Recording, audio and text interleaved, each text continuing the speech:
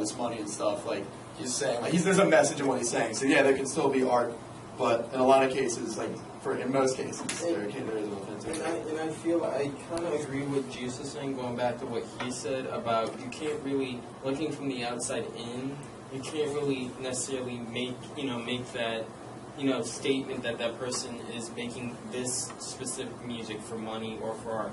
One example is, for instance, Marvin Gaye, an old R&B singer. He had this song called "What's Going On." It was about the Vietnam War and the chaos that's happening in the war. Well, the label he was working with didn't want him to put it out because it wasn't going to make money. We're making this assumption that Justin Bieber's art isn't authentic because he isn't writing any of the music. It's coming from a group of people.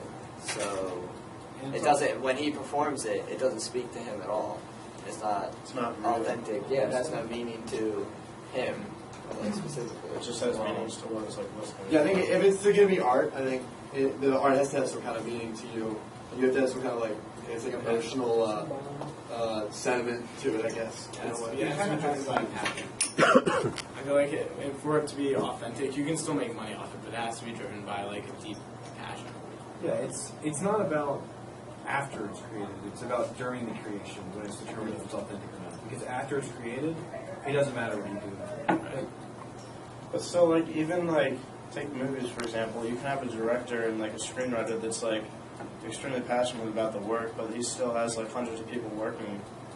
Like but that's a different story on this.